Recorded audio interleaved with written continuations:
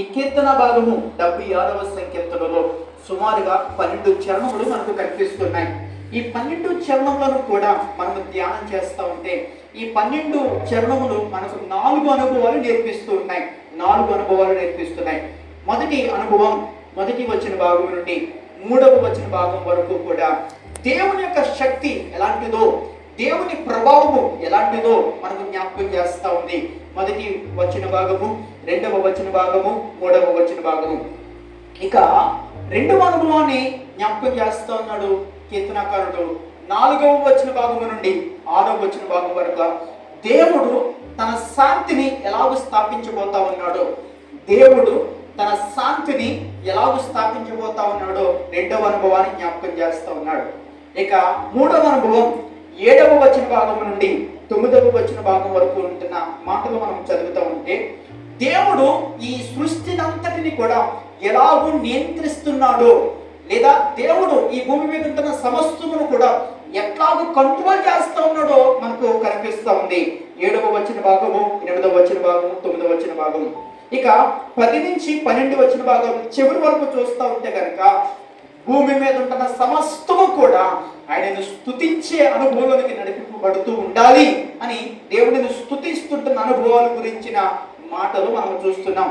ఒకటి దేవుని శక్తి, రెండవదిగా దేవుని యొక్క శాంతి స్థాపన భూమి మీద, మూడవదిగా దేవుడు ఈ సమస్త లోకమును ఎలాగున నడిపిస్తున్నాడో జ్ఞాపకం చేస్తుంది, నాలుగవదిగా ఆయనను ఆరాధించే అనుభవంలోనికి సమస్త జీవకోటి కూడా వెళ్ళవలసిన అనుభవాలు ఉన్నాయని ఈ లేఖన భాగాలు చదువుతూ ఉంటే మనకు అర్థమవుతుంది. హల్లెలూయా. ఈ యొక్క మొదటి వచ్చిన భాగంలో మనం చూస్తూ ఉంటే యూదాలో దేవుడు ప్రసిద్ధుడు, ఇశ్రాయేలులో ఆయన నామము గొప్పది. యూదాలో దేవుడు ప్రసిద్ధుడు అంటే ప్రసిద్ధి అనే ఒక పదాన్ని మనం అర్థం చేసుకోవడానికి ప్రయత్నం చేస్తే ఆ వచ్చిన భాగం అంతా మనకు అర్థమవుతుంది. ప్రసిద్ధి అంటే ఆ మాటకు అర్థం ఏంటండి? అది అంతగా పరిచయం చేసుకోనక్కర్లేనిది అని అర్థం. అంటే మనకు అర్థమయ్యేటట్టుగా చెప్పాలంటే మాడుగులు వెళ్తే అల్వా బాగా ఫేమస్, కాకినాడ వెళ్తే కాజా బాగా ఫేమస్, మరి గడ్డిబంది వెళ్తే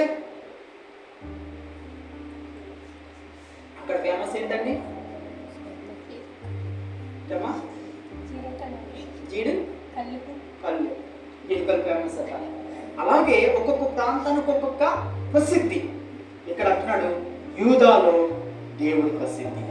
యూదాలో ఆయన పరిచయం చేయనక్కర్లేదు. ఎందుకు పరిచయం చేయనక్కర్లేదంటే ఆ ప్రాంతంలో ఆ ప్రజల మధ్య ఆయన అంత సమీపముగా ఉండేవాడు. ఆ ప్రాంతంలో ఆ ప్రజల మధ్య ఆయన అంత సన్నిహితంగా ఉండేవాడు. ఆ ప్రాంతంలో ఆ ప్రజలతో అంత మమేకమై ఉండేవాడు దేవుడు. హల్లెలూయా, హల్లెలూయా. చాలా మందికి జీవితంలో దేవుని గురించిన సందర్భాలు ఏర్పడుతున్నప్పుడు కొన్నిసార్లు దేవుని విషయంలో కూడా సంతృప్తి చెందలేని వారిగా మిగిలిపోతున్నారు. నేను ఈ మాట ఎవరిని విమర్శించాలన్న నా భావన కాదు. చాలా మటుకు దేవుని విషయంలో కూడా తృప్తి దొరకలేని అనుభవాలు మానవ మనుగడలో మిగిలిపోతా ఉంది. కాబట్టి ఈరోజు పలానా దేవుని దగ్గరికి వెళ్తాను అంటున్నాడు, అక్కడ తృప్తి చెందని కారణం చేత మరలా మంగళవారం మరొక దేవుని దగ్గరికి వెళ్తున్నాడు. అక్కడ కూడా తృప్తి దొరకలేదు కాబట్టి బుధవారం నాడు మరొక దేవుని దగ్గరికి వెళ్తున్నాడు. ఈ పూట నేను జ్ఞాపకం చేస్తున్నాను, యూదాలో ఉంటున్న దేవుడు ఎంత ప్రసిద్ధి కలిగిన వాడంటే కనుక ఆయన సమస్త జనాంగమునకు చాలిన దేవుడు. ఆయనను కాదని ఆయనను దాటిపోయి మరి ఎక్కడా కూడా ఆయనకి మించిన సమాధానం దొరకలేని అనుభవాలు మనం మనుగడలో మిగిలిపోతూ ఉన్నాయి. కాబట్టి ఆ వచ్చిన భాగం జ్ఞాపకం చేస్తుంది, ఇశ్రాయేలులో ఆయన నామము బహు గొప్పది. హల్లెలూయా. ఆయన నామము ఎంత గొప్పది, ఆయన నామము ఎంత గొప్పది అని అడిగితే కనుక ఆయన నామం గురించిన మాటలు దేవుని యొక్క లేఖన భాగాలలో మనము చూడగలుగుతాం. న్యాయాధిపతుల గ్రంథంలో అనుకుంటారు, న్యాయాధిపతుల గ్రంథంలో ఎవరు ఒక తల్లి గారు మాట్లాడతారు. రాహాబు అనే ఒక వేశ్య మాట్లాడుతుంది. వేగిలి వారిగా ఆ ఎరుకో ప్రాంతానికి చేరినప్పుడు మీ దేవుని పేరు విన్నప్పుడు మా గుండెలు అలిసిపోయాయి అని మాట్లాడుతోంది. అంటే దేవుని యొక్క నామము ఎంతగా ప్రాచుర్యం చెందిందంటే, దేవుని యొక్క కార్యాలు ఎంతగా లోకంలో ప్రసిద్ధి చెందుతూ ఉన్నాయంటే కనుక, ఎరుకో ప్రాంతం ఉంటున్న ప్రజల గట్ట ఆయన పేరు చెబితే చాలట వారి గుండెలలో భయం పుడుతూ ఉంటుందట, వారి గుండెల్లో దడపడుతూ ఉంటుందా, అంత ప్రసిద్ధి చెందినవాడు ఆయన. ఈరోజు నేను ఎవరిని కించపరచలేదని నా భావన కాదు, కానీ ఆయన ఎలాంటి వాడు అంటే కనుక నమ్మిన వారి మధ్యలో ఉండడానికి ఇష్టపడేవాడు, నమ్మిన వారితో పాటు ఉండడానికి ఇష్టపడేవాడు, ఆయన వెంబడిస్తుంటున్న వారిని కూడా వెంబడించడానికి ఇష్టపడేవాడు. పోయిన వారం అనుకుంటాను ఈశ్వరమ్మ గారు సాక్ష్యం ఇచ్చారు, అంతకు ముందు వారము పోయిన వారం అనుకుంటాను. చాలా మనస్సులో ఆ ఆనందం కలిగింది. ఎందుకు ఆనందం కలిగిందంటే, మా బిడ్డకు బాగోలేదని మేము హాస్పిటల్కి వెళ్ళాము. హాస్పిటల్ నుంచి తిరిగి వచ్చేటప్పుడు సాయంకాలం అయిపోయింది. మా ముగ్గురు ఆడబిడ్డలు, వారికి తోడు ఎవరు లేరు, రాత్రి వేళ ఒంటరిగా వస్తూ ఉన్నారు. వాటిని వెంబడిస్తూ 2 బైకులు వారిని ఫాలో అవుతూ వచ్చాయి. వాళ్ళ దురుద్దేశం వేరొకటైనా దేవుడు వీరితో పాటు ఉన్నందున, వీరిని దేవుడు వెంబడిస్తున్నందువలన వీరిని ముట్టడానికి, వీరిని తాకడానికి వారికి ధైర్యమును ఆయన ఇవ్వలేదని సంగతి జ్ఞాపకం చేస్తున్నాను. హల్లెలూయా. ఈరోజు నేను అంటున్న సంగతి ఏంటంటే కనుక, ఆయన నమ్మిన, ఆయనని ఎవరైతే నమ్ముతారో, ఆయనని ఎవరైతే ఆశ్రయిస్తారో, ఆయనని ఎవరైతే వెంబడిస్తారో వారి మధ్యలో ఉండడానికి ఇష్టపడేవాడు. ఈరోజు చాలా మంది లోకంలో దేవునితో ఉంటున్న సరైన సత్సంబంధాలు లేని వారిగా మిగిలిపోవటం వల్ల దేవుని విషయంలో కూడా సరైన తృప్తిని వారు పొందుకోలేకపోతున్నారు. సరైన ఆనందాన్ని దేవుని దగ్గర నుంచి పొందుకోలేక దేవుని దగ్గరికి వెళుతూ దేవుని విడిచిపెట్టి లోక సంబంధమైన వాటిని వెంబడిస్తూ ఆనందాన్ని పొందుకునే ప్రయత్నం చేస్తూ ఉంటున్నారు. తప్పుగా మీరు భావించకపోతే ఆరాధించడానికి ఒక పండుగ వాతావరణం సిద్ధపరచుకుంటారు. దేవుని సముఖమునకు వెళ్ళి ఆనందించవలసిన వారు దేవుని పక్కన పెట్టి పక్కన మనకు ఒక కార్యక్రమాన్ని ఏర్పాటు చేసి ఆనందిస్తుంటున్న అనుభవం ఏమైంది అంటే కనుక, అక్కడ తృప్తి దొరకలేదు కాబట్టి ఇక్కడ ఈ సన్నివేశం ప్రారంభించారు. అక్కడ ఆనందం దొరకలేదు కాబట్టి ఇక్కడ ఈ సన్నివేశం మొదలు పెట్టారు.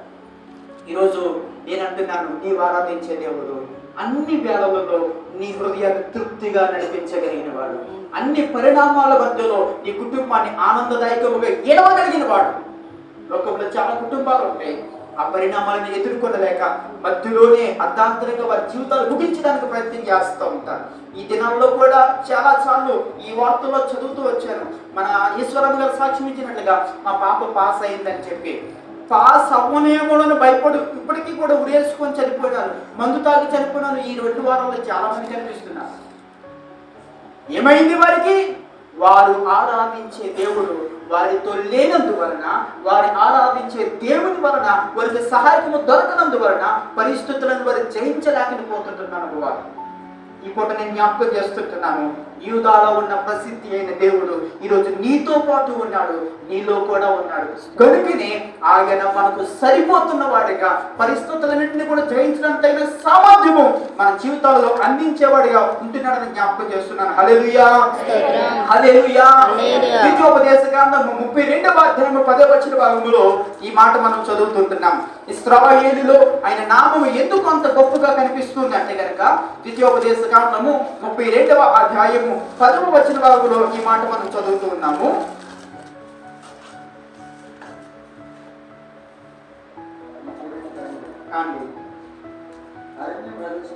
అరణ్య ప్రదేశంలోను భీకర ధ్వని గల పాడైన ఎడారిలోను వారిని కనుగొని, వారిని ఆవరించి, వారిని పరామర్శించి తన కనుపాప వలె వారిని కాపాడేవాడు. ఎవరికి కావాలి అవసరత? దేవుడు అనబడుతున్నవాడు, సకల మానవాళి చేత పూజింపబడుతున్నవాడు, ఆకాశ మహాకాశంలో పట్టజాలని వానికి ఏంటి అవసరము? ఎక్కడికి వస్తున్నాడు?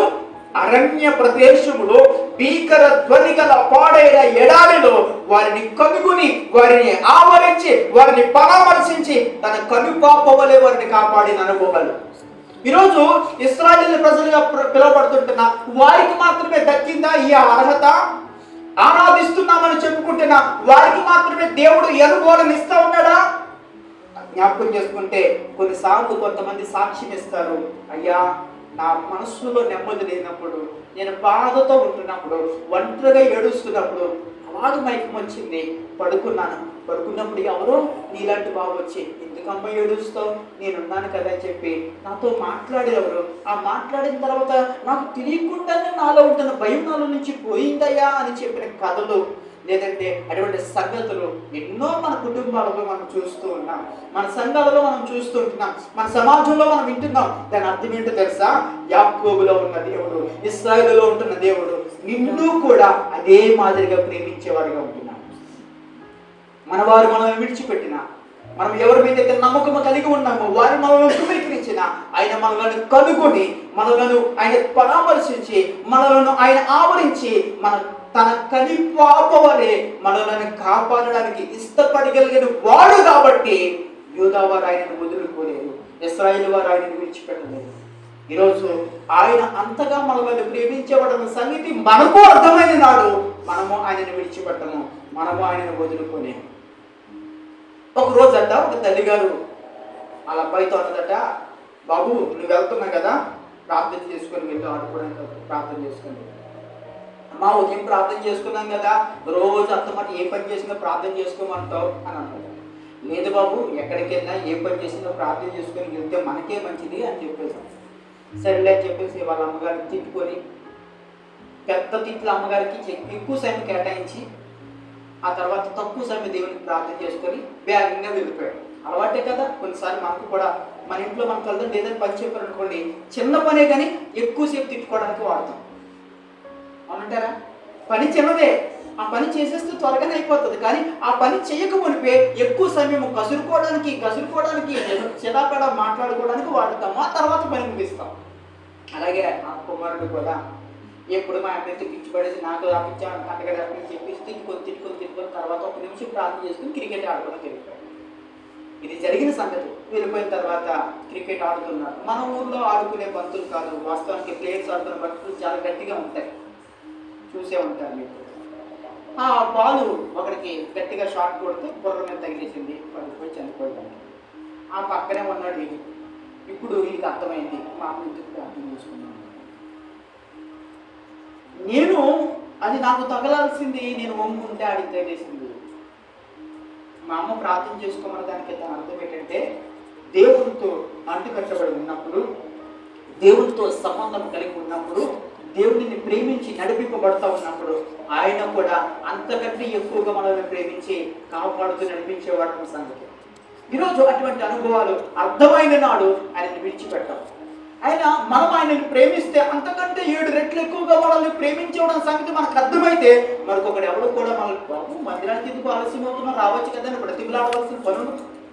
ఎందుకంటే ఆయన కార్యాలు రుచి చూసినప్పుడు, ఆయనతో ఉంటున్న అనుభవాలను ఎరిగి ఉన్నప్పుడు. గడిచిన రాత్రి రవి గారు బ్రతిమలాడుకుంటున్నారు కొంతమందిని, ఎలాగైనా రండి మా ప్రాంతానికి, మా ప్రాంతంలో పని ఉందని చెప్పేసి. ఆయన దాన్ని చెప్పినట్టుగా నువ్వు 1,00,000 10 లక్షలు మేము రావండి అన్న.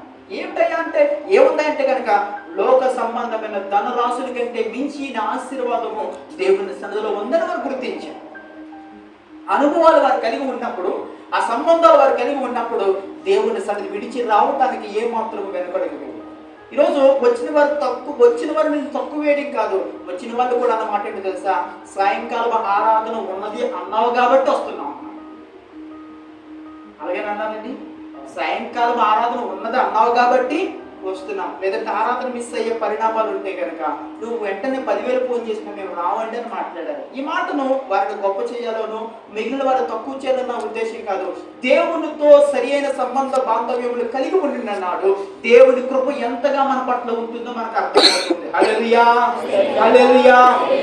ఇక ఆ వాక్య భాగాలన్నీ కూడా మనం చదువుతూ ఉంటే కనుక ఆయన ఎలాంటి వాడు, ఎలాగూ ప్రేమించేవాడు, ఎలాగూ తన ప్రజల పట్ల ఆయన తన నడవడికను వ్యక్తపరిచేవాడు అంటే కనుక భీకరమైన అరణ్యము మధ్యలో వారిని కనుగొనడానికి ఇష్టపడేవాడు. ఈ మాట ఏదో గౌరవంగా ఉంటుందని, దేవునికి విలువలు తీసుకొని వస్తాయని మాట్లాడిన మాట అంటే కనుక ఈ సందర్భాలన్నీ కూడా దేవుని లేఖనాల్లో మనం ఎరుగుదుము. హాగరు అరణ్యములో రోధిస్తూ వెళ్ళిపోతున్న ఘట్టము 16వ అధ్యాయము మనకు కనిపిస్తుంది. ఆదికాండంలో 16వ అధ్యాయం 7వ వచనం మనకు కనిపిస్తుంది. చదవడానికి ప్రయత్నం చేస్తే చదవండి, లేదంటే కనుక సమయం అవుతుంది కాబట్టి మనము దీనిని నెంబర్ వేసుకుంటూ ముందుకు వెళ్ళిపోతాం. 16:7 యెహోవా దూత అరణ్యములో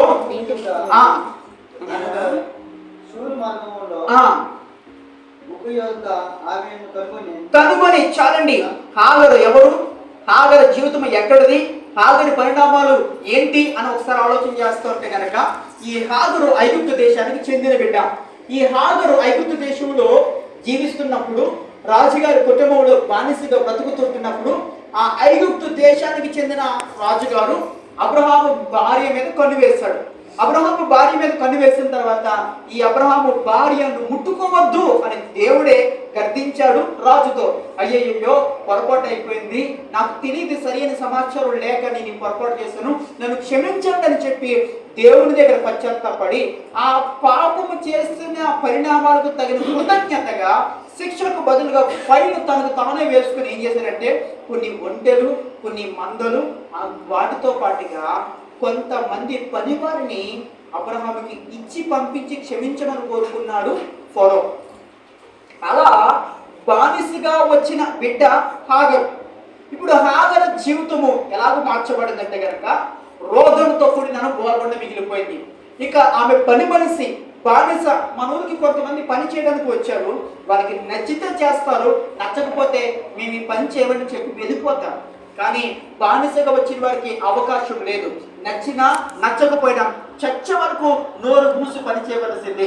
అటువంటి అనుభవాలతో నడిపింపబడుతున్న హాగరు ఏమాత్రము దేవుని పట్ల దైవాశక్తి కనపరచబడలేని అనుభవాలు. అవి ఫరో దేశంలో ఉంటున్నప్పుడు ఫరో దేశపు సాంప్రదాయాలలో నడుచుకుంది. అబ్రహాము దగ్గరికి వచ్చినప్పుడు అబ్రహాముతో ఉంటున్న అనుభవాలను కలిగి నడిపింపబడతా ఉంది. దైవాశక్తి కానీ దైవభక్తి కానీ తన జీవితంలో ఏ మాత్రము చోటు చేసుకోలేని అనుభవాలు. అయితే తన మనస్సులో నా పరిస్థితి ఏంటి, ఇట్లా మారిపోతా ఉంది, నా జీవితం అంటే ఇట్లా మారిపోతా ఉంది, ఎక్కడ సరైన స్థిరతత్వం నాకు దొరకలేదు, నా బ్రతికేలాగా మారిపోతే నా గర్భవాసన పుట్టేవారి పరిస్థితి ఇంకెంత ఘోరంగా ఉంటుందో అని రోధిస్తూ వేదనతో అరణ్యంలో నడిపింపబడుతుంటున్నాను. అంతవరకు సాక్రీ చేయించుకుంటున్న ఏ యజమానుడు తనని పట్టించుకోలేదే, అంతవరకు తనను వాడుకుంటున్న ఏ మనుషులు తనను జీవితంలో ఆలోచన చేయలేదే. కానీ ఆకాశ మహాకాశాల పైన ఉన్నవాడు అరణ్యంలో ఒంటరిగా నడుచుకుంటూ కన్నీటి గుండా నడిపింపబడుతున్న బిడ్డను కనుగొన్నాడట. అవసరమేంటి, అక్కడేంటి, ఏం లాభం కలుగుతుందని ఆమె కనుగొనాలంటే కనుక ఆయన మనస్సు అలాంటిది. హల్లెలూయా, హల్లెలూయా. ఈరోజు చాలా మంది ప్రేమించడం ఎప్పుడు ప్రారంభిస్తారు? ఏదైనా మేలు కలిగితే, ప్రయోజనం కలిగితే, లాభం చేకూరితే ప్రేమించగలుగుతారు, వారు సహకరించగలుగుతారు, సహాయం చేయగలుగుతారు. కానీ ఈ పూట నేను జ్ఞాపకం చేస్తుంటున్నాను, యాకోబులో, యూదాలో, ఇశ్రాయేలులో నీవు నేను ఆరాధించే దేవుడు ఎందుకు ప్రసిద్ధుడంటే కనుక ఆయనకుంటున్న కనికరము అంత గొప్పది, ఆయనకుంటున్న ప్రేమ అంత గొప్పది. నీకు ఆయనకు ఎటువంటి సంబంధం లేకపోయినా కనుగొని నిన్ను పరామర్శించి రక్షించేవాడు. ఈరోజు నేను జ్ఞాపకం చేస్తున్నాను, హాగరును ఎలాగైతే అరణ్యంలో కనుగొన్నాడో, మన గ్రామంలో చాలా కుటుంబాలు ఉన్నాయి.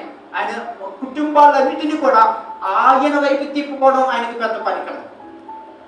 కఠినాత్ముడైన సౌలును మార్చుకున్న దేవుడు మన గ్రామంలో ఉంటున్న కుటుంబాలన్నింటినీ కూడా ఆయన వైపు తిప్పుకోవడం ఆయనకి పెద్ద పని కాదు. కానీ ఎందుకో నిన్ను ఆయన కనుగొన్నాడు, ఎందుకో నీ పట్ల కనికరాన్ని చూపిస్తున్నాడు. అత్యంత ఉన్నతమైన తన నామమునికి మహిమార్థమైన వ్యక్తులుగా ఆయనను మనలను మలుచుకోవడానికి ఇష్టపడేవాడుగా ఉంటున్నాడని ఈ వాక్య భాగాన్ని బట్టి నేను జ్ఞాపకం చేయడానికి ఇష్టపడుతున్నాను. హల్లెలూయా, హల్లెలూయా. మొదటి సమూయేలు గ్రంథము 13వ అధ్యాయం 14వ వచన భాగం కూడా చదివితే, మొదటి సమూయేలు గ్రంథము 13వ అధ్యాయం 14వ వచన భాగంలో 13-14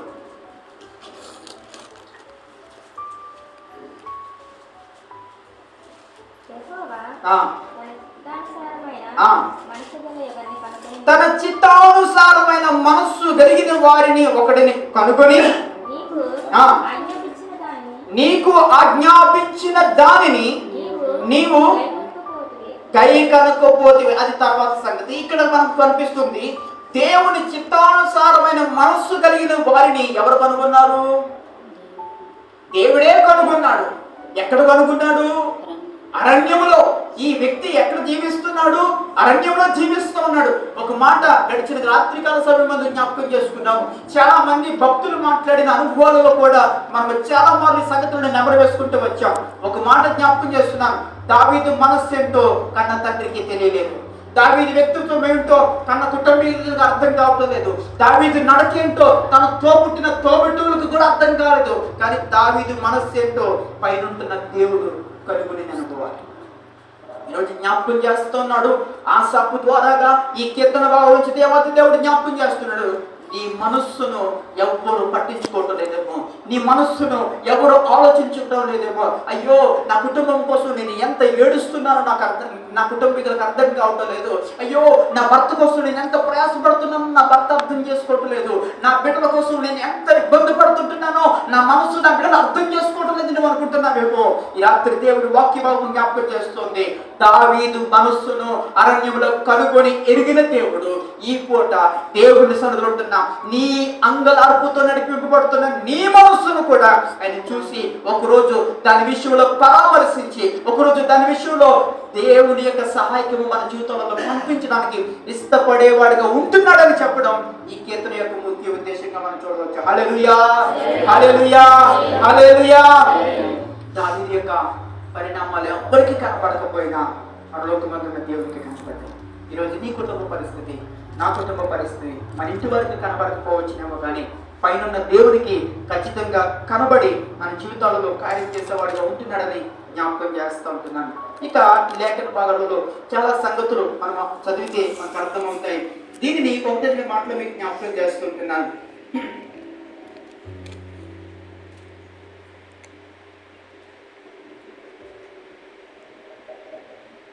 3వ వచన భాగం. అక్కడ వింటి అగ్ని బాణములను, కేడములను, కత్తులను, యుద్ధాయుధములను ఆయన విరగగొట్టను. దేవుడు చేసే గొప్ప కార్యం ఏంటి అంటే కనుక మనుష్యుడు వాడే మరణాయుధాలన్నింటినీ కూడా ఆయన విరిచేవాడిగా కనిపిస్తున్నాడు. మనుషులు వాడే ఆయుధాలన్నింటినీ కూడా ఆయన ధృవీకరించేవాడిగా, ఆయన నాశనం చేసేవాడిగా కనిపిస్తూ ఉంటున్నాడు. ఇక్కడ పరిణామం మనం జ్ఞాపకం చేసుకుంటా ఉంటే తన ప్రజలకు జరుగుతున్న యుద్ధములో తన ప్రజల మీదకు ప్రయోగింపబడుతున్న ఆయుధాలను దేవుడు తృణీకరిస్తున్నట్లుగా, వాటిని విరగొడుతున్నట్లుగా చూస్తున్నాం. ఒక్క మాటలో అర్థం చేసుకోవడానికి మనం జ్ఞాపకం చేసుకుంటే కనుక దేవుడు అనబడుతున్న వాడికి ఆయుధాలతో పని లేదు. ఆయన శక్తి కొంచెమైనప్పుడు, ఆయన బలము కొద్దిగైనప్పుడు మిగతా వాటి మీద ఆధారపడాలి. ఈరోజు కీర్తనకారుడు ద్వారా దేవుడు జ్ఞాపకం చేస్తుంటున్నాడు, నీవు ఆరాధించే దేవునికి ఆయుధాలతో పని లేదు. నీవు కలిగి ఉంటున్న పోరాటాలలో, నీవు ఎదుర్కొంటున్న ప్రతికూలతలలో నిన్ను జయింప చేయడానికి నీకు ఆయుధం అవసరమేమో కానీ వాటి నుంచి విడిపించడానికి మనల్ని విడిపించడానికి ఆయనకి ఆయుధము అక్కర్లేదు అనే వాస్తవాన్ని ఈ భాగంలో మనం చూస్తూ ఉంటున్నాం. ఆయుధము అక్కర్లేకుండగానే మన జీవితాలలో గొప్ప కార్యములు జరిగించడానికి ఆయన సమర్థుడిగా మనకు కనిపిస్తూ ఉంటున్నాడు. ఈ అనుభవాలు నిర్గమకాండము 14వ అధ్యాయంలో మనం చూస్తుంటున్నాము. ఏ యుద్ధము చేయకుండానే ఫరో సైన్యం అంతటిని కూడా నేలమట్టం చేశాడు. ఎర్ర సముద్రములో వారిని నేలమట్టం చేశాడు. ఏ యుద్ధ ఉపకరణము ఉపయోగించుకుండగానే యెహోషాపాతు సైన్యం అంతా దేవుడిని ఆరాధిస్తున్నప్పుడు ఆ సిరియా దేశపు సామ్రాజ్యం అంతా కూడా, మోయాబు దేశపు సామ్రాజ్యం అంతా కూడా తమ్మును తామే పొడుచుకొని హతమార్చుకునే అనుభవాలు 2వ దినవృత్తాంతంలో 20వ గ్రంథంలో మనం చూడగలుగుతూ ఉంటాం. ఈ పూట నేను జ్ఞాపకం చేస్తున్న మాట ఏంటంటే కనుక, ఈ కీర్తన ద్వారా దేవుడు మనకు బయలుపరుస్తున్న మాట ఏంటంటే కనుక, మన ముందు ఉంటున్న సవాళ్ళను ఎదుర్కొనడానికి మనకు ఆయుధాలు అవసరమేమో కానీ మనం ఆరాధించే దేవునికి ఆయుధాలతో పని లేదు. ఆరాధించే దేవునికి ఆయుధాలతో పని లేనప్పుడు ఆయనను ఆరాధించే వ్యక్తికి కూడా ఆయుధాలతో అవసరం పడాలి. నేనన్న మాట మరలా జ్ఞాపకం చేస్తుంటున్నాను. నీవు ఆరాధించే దేవునికి ఆయుధం అక్కర్లేనప్పుడు ఆయనను ఆరాధించే మనకి కూడా ఆయుధం అక్కర్లేదు.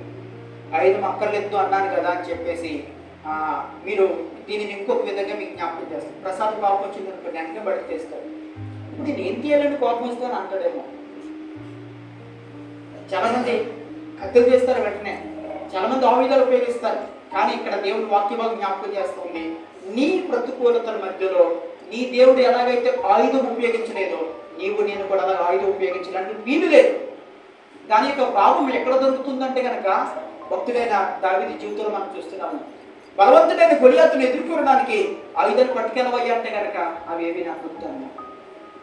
వాటిని మోసుకెళ్ళడానికి ఇష్టపడలేదు. కారణం ఏంటంటే యుద్ధము యెహోవాది, యుద్ధం చేసేవాడు ఆయనకి యుద్ధాపకరణాలు అక్కర్లేనప్పుడు నాకెందుకు అవన్నీ అని విశ్వాసంతో నిలిచి చూస్తూ వచ్చాడు. ఈరోజు మరలా నేను జ్ఞాపకం చేస్తుంటున్నాను, యుద్ధోపకరణాల వలన జయము కలగదు, మనకు జయము కలుగు చేసేవాడు ఆయన వలన మాత్రమే. హల్లెలూయా, హల్లెలూయా, హల్లెలూయా. చివరిగా ఈ కీర్తన భాగంలో నుండి మనకు దేవత దేవుడు జ్ఞాపకం చేస్తున్న మాట 12వ వచన భాగంలో ఏమని జ్ఞాపకం చేస్తున్నాడంటే, అధికారుల పొగరును ఆయన అణచివేయువాడు, రాజులకు ఆయన భీకరుడు. దేవుడు ఎలాంటి వాడు అంటే గనక, నీకు కన్నీటి గుండె నడిపింపబడుతున్న పరిస్థితులు కలుగు చేసేవారు ఎంత అధికారి అయినప్పటికీ కూడా, నీ జీవితాన్ని నా జీవితాన్ని కూడా ఇబ్బందులు గుండా పెట్టే పరిస్థితులు కలిగిన పరిణామాలు కలిగిన వ్యక్తి ఎంత ఉన్నతమైన స్థితిలో ఉన్నప్పటికీ, స్థాయిలో ఉన్నప్పటికీ కూడా వారి పుట్టిన పొగరంతటిని కూడా ఆయన చేస్తారు. దీనిని బట్టి నేను జ్ఞాపకం చేస్తుంటున్నాను, మన బాధను చూస్తూ ఊరుకునేవాడు కాదు కాబట్టి ఆయన ప్రసిద్ధుడు. నీ జీవితంలో బాధ కలిగింది, ఈ బాధలు ఎవరైనా నాకు సహాయం చేస్తే బాగుండునని నీవు అనుకున్నప్పుడు, నీవు అనుకున్న మాట నీ నోటి నుంచి బయటకు రాకపోతే, నీకు బాగా పరిచయమైన ఒక వ్యక్తి నీవు ఏదైతే సహాయం కావాలనుకున్నావో ఆ సహాయాన్ని వెంటనే చేస్తే ఎంత బాగా సంతోషపడతావు. నేను ఎలాగవుతుందా అని అనుకున్నాను, కానీ పలానా వ్యక్తి వచ్చి చేయడం వల్ల నేను అమ్మో దేవుడి గొప్ప కార్యం అండి, ఆ వ్యక్తి ఆ సమయంలో రాకపోతే నేను చాలా కంగారు పడుతున్నానండి, ఆ వ్యక్తి ఆ సమయంలో నాకు ఆదుకోకపోతే నేను చాలా ఇబ్బందులు పడుతున్నానండి అని చెప్పి మాటికి ఆ వ్యక్తిని తలుచుకుంటాం కదా. కారణం ఏంటి? మనకు తగిన సమయంలో వచ్చి నిలబడినందువల్ల. ఇశ్రాయేలీయులలో, యూదాలో దేవుడు ఎందుకు అంత ప్రసిద్ధి అంటే కనుక, దేవుడిని పిల్లలుగా పిలవబడుతున్న వారి ప్రతి విషయంలో కూడా ఆయన కనురెప్ప పాటుని జోక్యం చేసుకునేవాడు. ఎంత సమయంలో? కనురెప్ప పాటును జోక్యం చేసుకున్నాడు. ఆ మాట నేను ఎట్లా చెప్పగలుగుతాను? శద్రకు, మేషకు, అబేద్నెగోగా పడుతుంటున్న వారు అగ్నిగుండంలోనికి దింపబడినప్పుడు వారి వెంట్రుకలు కూడా అగ్ని తాకలేకపోయింది. అగ్ని వెంట్రుకను తాగడానికి ఎంత సమయం కావాలి? అగ్నిగుండముగా వారిని విసిరినప్పుడు అగ్నిసగ మనసును తాగడానికి ఎంత సమయం కావాలి?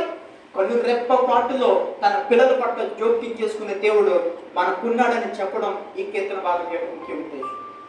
నీకు నాకు ఇబ్బందులు కలిగే పరిణామాలు లోకంలో చాలా ఉండవచ్చు. వాటిని బట్టి నీవు భయపడుతున్నావా? వాటిని బట్టి నువ్వు కలవరపడుతున్నావా? వాటిని బట్టి నీవు ఆందోళన చెందుతున్నావా? నీకు భయం కలుగు చేసే వాటన్నిటిని కూడా అణిచేవాడు అక్కడ ఉన్నాడు. నీకు భయాన్ని కలుగు చేసి, బాధను కలుగు చేసి, బాధకు నడిపిస్తుంటున్న ప్రతి పరిణామాలను కూడా నీ కళ్ళ ముందర కనబడకుండా అణిచేవాడు ఉన్నాడు నీకు. అది ఈ కీర్తన భాగం యొక్క ముఖ్య ఉద్దేశం. చివరిగా నీవు స్తుతిస్తావు, నిన్ను బాధకు కలుగు చేసిన వారు కూడా స్తుతిస్తావు అని చెప్పడం ఈ కీర్తన భాగం యొక్క ముఖ్య ఉద్దేశం. చదువుదాము 8-9 వచ్చిన భాగాలలో. నీవు తీర్చిన తీర్పు ఆకాశం నుండి వినబడజేసింది, దేశంలో శ్రమ నొందిన వారందరినీ రక్షించుటకు. ఎవరిని? శ్రమ నొందిన వారందరినీ రక్షించుటకు న్యాయపు తీర్పునకు దేవుడు లేచినప్పుడు భూమి భయపడి ఓరకుండెను, నరుల ఆగ్రహము నిన్ను స్తుతించును. దేవుడు తనకిష్టమైన ప్రజల యొక్క ఇబ్బందులలో ఊరుకునేవాడు కాదు. వారి యొక్క శ్రమలో వారిని రక్షించడానికి దేవుడు లేచినప్పుడు భూమి మీద గొప్పవాడిగా పిలవబడుతున్నవాడు ఎవడైనప్పటికీ, అధికారంతో నడిపింపబడుతున్నవాడు ఎవడైనప్పటికీ, వాడి పరిస్థితులు ఎంత ఉన్నతముగా ఉన్నప్పటికీ, సాక్షాత్తు భూమి సైతము మౌనంగా ఉండినట్లుగా వాడు కూడా ఉండిపోతాడు. ఉండిపోవడం మాత్రమే కాదు, అద్భుతమైన మాట 10వ వచనంలో కూడా రాయబడుతుంది, నరుల ఆగ్రహం నీవు స్తుతించును. ఒకప్పుడు ఎవడైతే విర్రవీగాడో, ఒకప్పుడు ఎవడైతే అహంకారము ప్రదర్శించాడో, అదే వ్యక్తి అదే నోటుల నుంచి ప్రభుని స్తుతించే అనుభవాలు వస్తాయి. హల్లెలూయా, హల్లెలూయా. ఈ అనుభవాలన్నీ కూడా మనం ఎరుగుదాం. సౌలు జీవితంలో మనం చూస్తున్నాము, ఎంతమందిని గాయపరిచాడు, ఎంతమందిని ఇబ్బంది పెట్టాడు, ఎంతమంది జీవితాలను దేవునికి విరోధముగా సిద్ధపరిచి సంఘములను పాడు చేస్తూ వచ్చాడు. అదే ఆగ్రహము, అదే సౌలు జీవితము బ్రతుకుట క్రీస్తు చావు అయితే నాకు మేలు అన్నట్టుగా జీవించడం ప్రారంభించాడు. అలాంటి అనుభవాలు భక్తుల జీవితాలలో ఎన్నో చూస్తూ ఉంటున్నాం. నీవు ఆరాధించే దేవుడు ఎలాంటి వాడు తెలుసా? నీ చేత స్తుతించుకుంటాడు, నిన్ను బాధ పెట్టిన వారికి బుద్ధి చెప్పు స్తుతించుకుంటాడు. అది దానియేలు గ్రంథంలో మనకు తెలుసు. తన పిల్లలను పాడు చేయాలని ఇబ్బంది పెట్టిన వారి యొక్క రాజు సైతము దానియేలు దేవుడే దేవుడు. శద్రక అబేద్నెగోల యొక్క దేవుడే దేవుడు. వారిని ఇక నుంచి మనము కూడా ఆరాధించుదామని చెప్పి ప్రారంభించిన అనుభవాలు మనం చూస్తున్నాం. ఈ కీర్తనల నుండి నీకు నాకు దేవుడు జ్ఞాపకం చేస్తున్న సంగతి, నీ విషయంలో ఆయన సమీపముగా ఉండేవాడు. సమీపముగా ఉంటూ విడిచిపెట్టేవాడా? నీకు బాధ కలుగు చేస్తుంటున్న ప్రతి ఆగ్రహమును కూడా ఆయన అణించేవాడు. అనవటం మాత్రమే కాదు, నీ స్థితిలోనికి శత్రువుగా పిలబడుతున్న వారిని కూడా తీసుకొని వచ్చేవాడు. అట్టి కృప దేవుడు ఈ కనుగొడు దినాలలో మనందరికీ ప్రసాదించును గాక. ప్రార్థన చేసుకుందాం.